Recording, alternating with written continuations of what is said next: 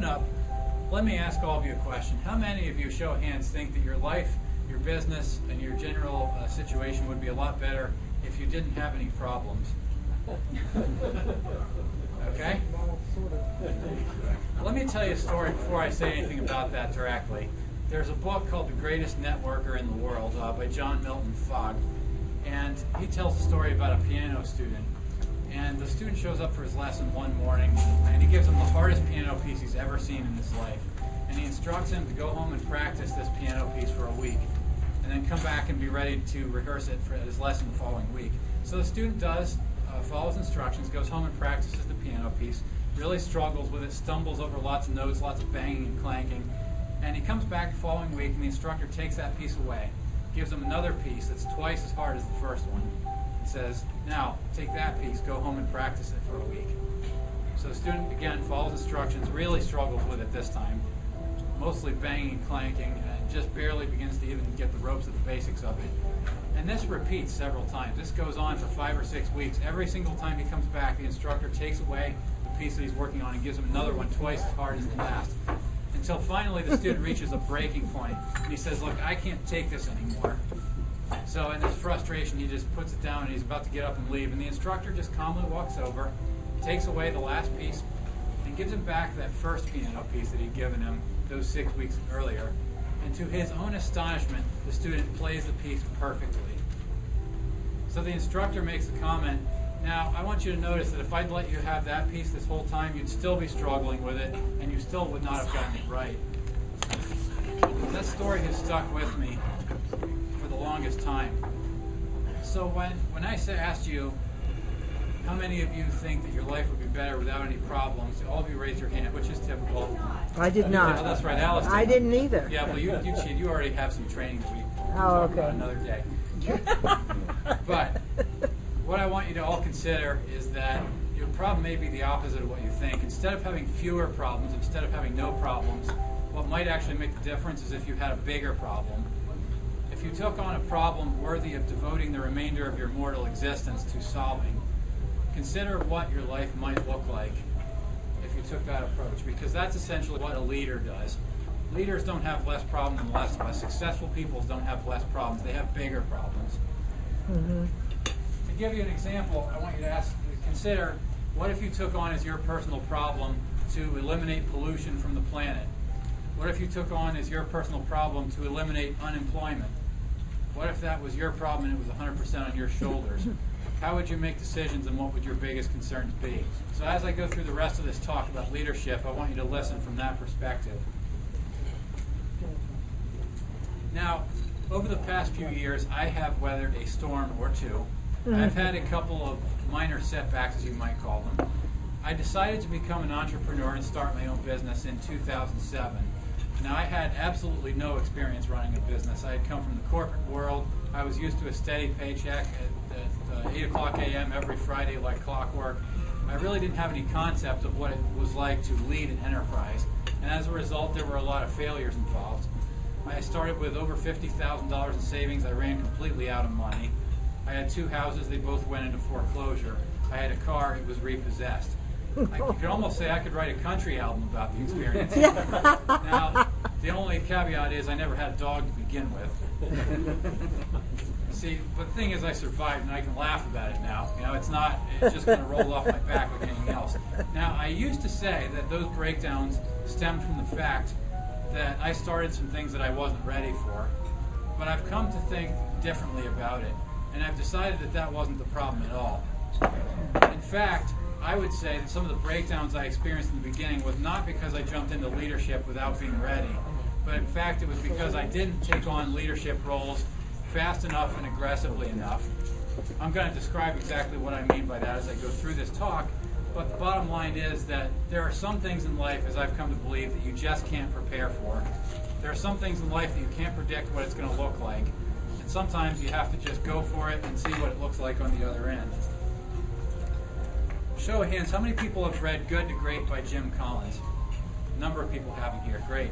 So for those of you who haven't read Good to Great, the author commissioned a team of 5 people to do it, or I don't know how many people it was. It was a 5-year study. And what they studied over 5 years was they picked out 11 different companies. the publicly traded sector. And these companies were exemplary in that they had been in a bog of mediocrity for 15 years. And they pulled themselves out of that mediocrity to outperform the general stock market by a factor of at least 3 times. And they sustained that exemplary performance for at least 15 years after that fact. So what Collins and his team did was they examined these 11 companies, and they then just asked themselves, what is it about these 11 companies that set them apart from companies that don't have those kind of results? And they took it a step further. For each of these 11 companies, they picked another company from the same industry during the same time period that had failed to demonstrate the level of results that they've demonstrated. And they also looked at what those companies, they referred to them as comparison companies, what those companies had in common. Now, Collins and his team examined a whole bunch of different factors, and I don't have time to go into them all. One particular factor that I'm going to talk to you about today is leadership. They looked at the leadership of the good to great companies versus the leadership of the comparison companies that hadn't done so well. And there are 3 leadership traits in particular that I'm going to draw your attention to for the rest of my talk today. One of those traits is decisiveness. The second trait is humility. And the third trait is single-mindedness. Those all showed up in the good to great companies, and they were conspicuously absent from the comparison companies. In fact, the comparison companies, their leaders had demonstrated the tendency to be impulsive, to pull the trigger on anything that felt good in the moment, and then change that decision quickly whenever something else looked good. They also had a tendency to be very arrogant. They were not servant leaders. They wanted the spotlight on themselves. They were in it for themselves, for the short-term gain, rather than being in it for the long-haul benefit to the enterprise as a whole. There are 2 different types of leadership. One that tends to get a lot of spotlight in our culture. There's a stereotype of leaders that we've come to accept as reality of what leadership has to look like. We tend to believe that leaders are very bold people, very outgoing people, very confident people. We think of them as someone who can captivate an entire room, somebody who is very forceful, and most importantly, somebody who sits at a very high position in a defined hierarchy. And I want to invite you today to consider that that's not at all what leadership has to look like. In fact, sometimes leadership can be exactly the opposite of that. But unfortunately, true servant leadership doesn't always get a lot of press. The best leaders in the world are not always the people you see on the cover of Time magazine. They're not always the people you read about in the history books or heard stories about at school. I'm an introvert, personally. As Steve already told you before, the Myers-Briggs Personality Type Indicator ranks me as an INTP, which stands for Introvert, Intuitor, Thinker, Perceiver. And what that basically boils down to in a nutshell, it means I tend to keep to myself, I tend to make decisions from my gut, I process data through logical deduction, and I go about things with a minimal degree of planning. To give you a little bit of perspective for what that looks like on the court, I used to be a technician and a computer programmer. That was what I did for 10 years before 2007 when I moved to Raleigh. My typical workday was spent inside of an electrical cabinet or behind a computer screen. Very little interaction with people involved, and when I did have to interact with people, it was very forced and awkward. I'm not the stereotype of a leader by any stretch of the imagination. In fact, I had people make jokes about how awkward and shy I was on the job, and we won't even go, that's a story for another day. But I've learned to take heart from some stories about some of the unsung leaders of our day. And one of those was in Good to Great, one that Jim Collins talked about. His name was Baldwin, and he was the CEO of Kimberly-Clark, which was one of the 11 companies that made the criteria for the Good to Great study. They actually were a paper producer. They've become a leading paper producer. They bought their second biggest competitor, and they went into direct competition against the paper giant Procter & Gamble, which was much larger, much more established in the marketplace. And it was a gutsy move. Now, here's what Jim Collins has to say about Baldwin. I'm going to read you his quote directly. A man who carried no airs of self-importance, Smith found his favorite companionship among plumbers and electricians and spent his vacations rumbling around his Wisconsin farm in the back of a backhoe, digging holes and moving rocks. He never cultivated hero status or executive celebrity status. When a journalist asked him to describe his management style, Smith, dressed unfashionably like a farm boy wearing his first suit bought at J.C. Penney, just stared back from the other side of his nerdy-looking black-rimmed glasses. After long, uncomfortable silence, he said simply, "Eccentric." The Wall Street Journal did not write a splashy feature on Darwin Smith. Darwin Smith was actually diagnosed with nose and throat cancer and told that he had less than a year to live 2 months after he stepped in as CEO. He told his doctors that he had no intention of dying anytime soon. He continued to commute all the way to Texas to get radiation therapy for cancer while maintaining his full-time schedule as CEO at the company. And he lived for 25 more years after that. So that just shows you the kind of character he had. I used to read stories about leaders like this and think that they were lucky winners in a genetic lottery. I've come to think differently, and I've come to believe that leadership can be learned. Betty Edwards wrote a book called Drawing on the Right Side of the Brain, and she says the same thing about drawing that I've come to believe about leadership. 10 years ago, I couldn't draw my way out of a paper bag, and I said I was just one of those people who can't learn to draw beyond stick figures. But she has a very simple process. It's a self-study course that you can learn how to shift your brain into right brain mode and see things as they are, not the way your left brain describes them. And when I experienced seeing myself draw a picture of a knight sitting on a horse, an accurate replication, I came to realize that what I'd been taught about art was completely wrong. She suggests that if we taught children how to read the same way we teach them how to draw art, most of us would be illiterate, because what we'd just do is throw a bunch of books on a table and say, "Here, go figure it out." And then a few children might have an intuitive pull towards reading, and we'd say, "Oh, they're the ones that have the reading talent, so we're going to focus our energy on them." We do the same thing with leadership. We assume that some of us are cut out to be leaders and some are not, but it's just not true. What Jim Collins dubs level 5 leadership, which is the highest level of leadership, servant leadership, I believe can be taught by anyone, including somebody like myself with an introverted personality who tends to be more gravitate toward the sidelines than front stage. Leaders are people who make decisions, plain and simple. There are two types of people in this world. There are people who make decisions, and there are people who have decisions made for them. I believe that leadership is not a function of your position in a hierarchy. It is not a function of your social or economic class. It is a function of your ability to tap into your own inner power, which each of us at birth is endowed with. People who learn to do this inspire people to follow them. They don't lead by commanding, they don't lead by coercion, and they don't lead by telling people what to do. They lead because people see the kinds of lives that they live and they say, "I want to live that kind of life. How do I follow the model that this person has set?" That to me is the definition of a leader, and all of us is capable of exemplifying that. So I'm now going to start turning my attention to the 3 specific characteristics I told you about in the beginning. To remind you one more time, decisiveness, humility, and single-mindedness are the 3 characteristics that I see as definitive of a leader. And I believe that all 3 of these characteristics can be cultivated by design and intentionally, even if your personality doesn't lend yourself necessarily to having those characteristics by default.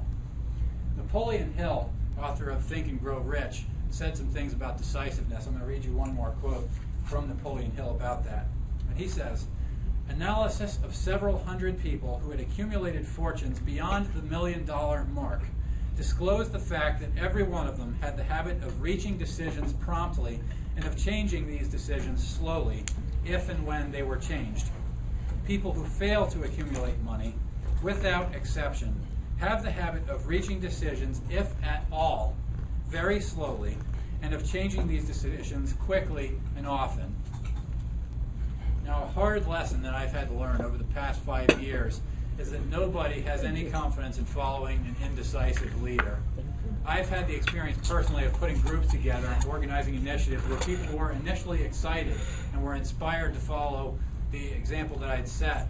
But then when I failed to act on opportunity in a timely manner, and when I failed to be decisive, I watched those same people lose confidence very quickly.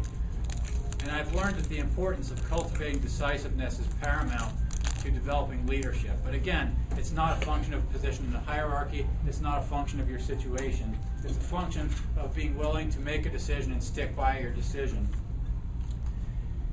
I'm not a naturally decisive person. In the beginning of my entrepreneurial career, I changed business models more often than most people change socks. One week I said I was a writing coach.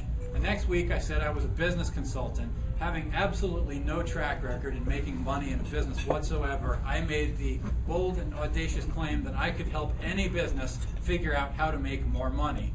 But then when people didn't bite on that, I changed to another business model. And one week I got excited about this idea that I was going to be a transformational energy consultant. Ooh. I don't even remember what that means anymore. I just got excited about this vague idea, and I went out and had business cards printed that afternoon. But as with all my business ideas, that had a short shelf life. For a time, I was selling vitamins and protein shakes. You might have seen me, if you knew me back then, wearing a pin on my shirt that said, "I lost 38 pounds, ask me how." You might have also seen me hanging flyers on people's doorknobs at 4 o'clock in the morning, mainly because I was least likely to be seen at that hour. As Steve told you, I dubbed myself the introverted entrepreneur. People found the tagline kind of cute and funny, but it wasn't putting checks in the bank. And the reason why it wasn't putting checks in the bank is because I was indecisive.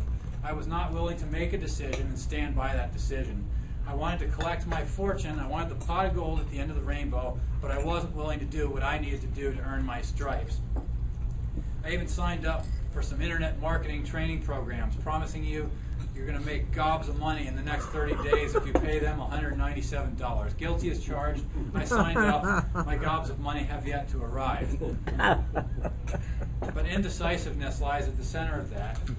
Leaders who know how to make a decision tend to stay the course. And my invitation to you today is the next time you find yourself second-guessing yourself about any major decision, whatever that might be, consider just staying the course, and consider that your earlier decision was not necessarily a bad decision, but that it's just going to take some faith and some confidence to carry forward with the plan that you set in place. By the way, before I go any further, can somebody tell me when I have 10 minutes left? I need to keep track of my time a little bit. Steve, can you do that? I can. It's now 12:30. Okay, so I'm going to go, is it 12:35? Not much, I guess. Not 12:30. Okay, gotcha. So my indecisiveness stemmed from the fact that I was unwilling to commit before I was ready. That's what it really came down to. I wanted to feel like all the ducks were in a row and all the traffic lights were green before I was willing to step on the gas. But sometimes the best opportunities in life are the ones you don't have time for. They're the ones you don't have the experience to act on. They're the ones that you don't have the money for. But leaders don't make decisions on that basis. They make decisions based on the vision. They make decisions based on the value. They pull the trigger, and then they source the expertise. They find the money elsewhere. They leverage other people's time, and they're willing to ask for help when they need it.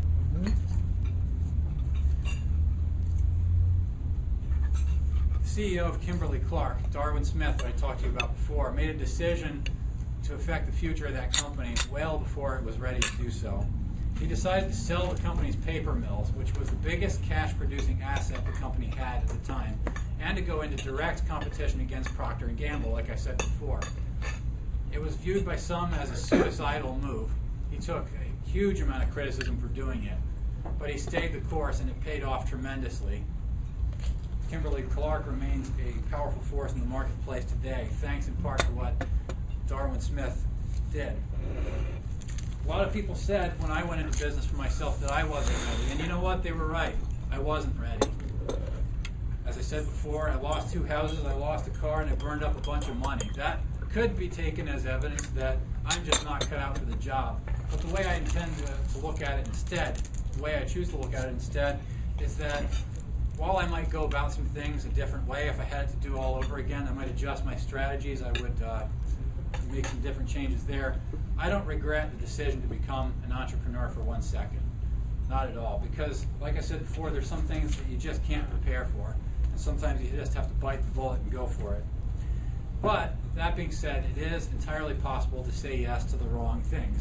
And that's why decisiveness absolutely has to be coupled with humility. Now, the good to great companies in Jim Collins' study, the leaders were distinctly humble. They were willing to take the blame when things went badly, and they were willing to assign credit to the people on their teams when things went well. The people who ran the comparison companies were exactly the opposite. When things went well, they stood in the spotlight and took all the credit for themselves. And when things went poorly, they blamed external circumstances that they had no control over. When I started becoming an entrepreneur, humility was not in my vocabulary. I thought that becoming the owner of a business entitled me to a high-flying, jet-setting lifestyle and all the steak dinners I could eat. I thought that doing menial work was beneath my dignity, and that was for lesser mortals. Boy, did I learn some lessons about that. Now, I don't suggest being humbled the way I was. You can actually voluntarily choose to cultivate humility within yourself rather than being forced to your knees through bold self-aggrandizement like I was. And one possible way to do that I'm going to suggest, this isn't the only way, but one possible way to do that is to accept a volunteer leadership role within an organization. It doesn't necessarily have to be leadership in an official capacity. It can be in an informal capacity. But to give you an example of what that can look like, I'm going to use my experience from Toastmasters. Toastmasters, for those of you who aren't familiar with it, is a public speaking organization. We get together on a weekly basis and practice our public speaking skills in front of a room. And this year I'm serving as Vice President of Education for the second time. I've been in Toastmasters about 5 years. And to give you just a sense of what that role entails, we have to schedule 12 different people to fill 12 different roles every single week. So I have to make sure that everybody's travel plans are taken into account, find out what days everyone's available, and get the schedule out in a timely manner so that people actually show up and are prepared. And 3 of those people have to be ready to deliver formal presentations 5 to 7 minutes. Now that role has been really interesting for me because first of all, it's helped to teach me what some of my weaknesses are. And I've come to believe that being a leader is in large part learning to understand and accept your weaknesses and be willing to admit that you can't be good at everything. And I've learned from being Vice President of Education at Toastmasters specifically that I'm a procrastinator. As like I said, I'm an INTP. The P means minimal planning. So I have a tendency to put things off as long as humanly possible. Now, the Vice President of Education role you might think would be a disaster from that perspective. But what it's actually done instead is the habit of having to write that schedule every month has made me aware down to my bones of the urgency of life. It has reminded me that the last minute arrives a lot sooner than I think it does. See, the thing about being a procrastinator that those of you who don't procrastinate may not understand is that when the last minute finally does come, you get in action. So it's not about trying to stop procrastinating, it's about becoming aware of when the last minute is. So, this is something you learn about Toastmasters is the word so makes a good filler word. Come to Toastmasters, you learn more about that. If you take on a big problem in the world, if you want to save the whales, if you want to end the pollution, if you want to do whatever that is, it's probably going to take you a long time to fulfill that goal. And it's going to, given that it's going to take a long time, you need to get started now. Right now, personally, my big problem that I've taken on, that I will be taking on for the remainder of my life, is transforming the conversation of business, specifically business competition. I often wonder to myself, what would it look like if businesses focused on collaborating with other businesses, including their direct competitors, and that became the default modus operandi of business owners? What might become possible for the world? Richard, you look like you have a question. No. Oh, okay, you're not? Okay, just stretching. I realize that that's going to take some time to do. That's going to take planting some seeds. That's going to take a lot of persistent action. And some things just take as long as they take. It takes 9 months to make a baby. You're not going to make it happen any faster.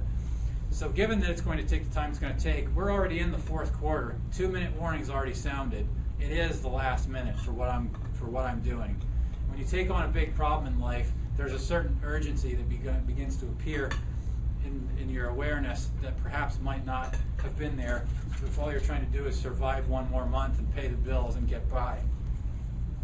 The habit of volunteering for leadership roles is what makes that a reality. See, I could talk about this as a concept. I could give you all kinds of theories and some nice sounding ideas, but when you change your habits, when you put the habit in place of volunteering for leadership roles, you start to transform yourself into a servant leader 1 day at a time.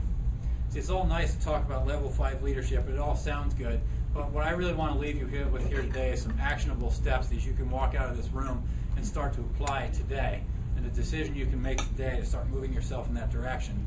Because I've decided for myself that for the big goals that I have, it's not going to happen unless I take immediate and aggressive action towards that. final aspect of leadership that I'm going to touch briefly, I don't have a whole lot to say about this because it's a simple concept, is single-mindedness. It just means picking one goal and only one goal and focusing on that. You may have heard that if you chase two rabbits, they both get away. And effective leaders don't chase two rabbits, although, again, by nature, I'm the kind of person that chases 5 rabbits or 20 rabbits if I can. And volunteering for a leadership role within the Toastmasters Club has helped to instill in me a single-mindedness that I did not have before. An example of how that works, again, we have something called the Distinguished Club Program in Toastmasters. It's a goal that we have one opportunity per year to meet. And there's a number of metrics and criteria that have to be met in order to fulfill that. But 2 years ago when I served as club president, I learned that instead of trying to do all kinds of neat, innovative, fun things with the club, if I focused only on the Distinguished Club Program and meeting that distinction criteria, if I focused on that and only that, not only did it help me to focus better, but it also helped me to keep the rest of the leadership team on the same page because it's very clear and it's measurable and it's black and white as to whether you're on track or you're not. I would suggest to you that if volunteering for a leadership role sounds intimidating, my suggestion is to do something simple. Start with something simple. Even picking up a piece of trash off the street is an act of leadership. Even showing up for a networking event 10 minutes early and volunteering to help set up the tables and chairs, that's taking a step towards becoming the kind of leader that changes the course of history. It might not seem like much, it might not come with a whole lot of glory, but that's what has to be done in order to move the world in the direction that it needs to go. I would also suggest that rather than go out and try to start your whole new group based on an innovative idea with no track record, I would suggest that you plug yourself into an existing structure that already has a proven formula and a track record first. I learned that lesson the hard way. I've tried to start over 15 groups and they all fell apart, mainly because they were run by my ego and because my ideas had not been tested against reality. So in closing, the last remark I want to say is that if you want to take your career, your business, whatever it is that you're up to the next step, the cheapest, fastest, and easiest way to do that is to step into a leadership role, whether you think you're ready or not. Whether that's an official capacity or not, whether that's an informal capacity or whatever it looks like. Because when you declare yourself to be a leader and you step into that declaration, the process will transform you into somebody who's a match for that declaration. And you'll start to see that your confidence will naturally increase over time. Not overnight, but over time. And that's all I have to say. Thank you.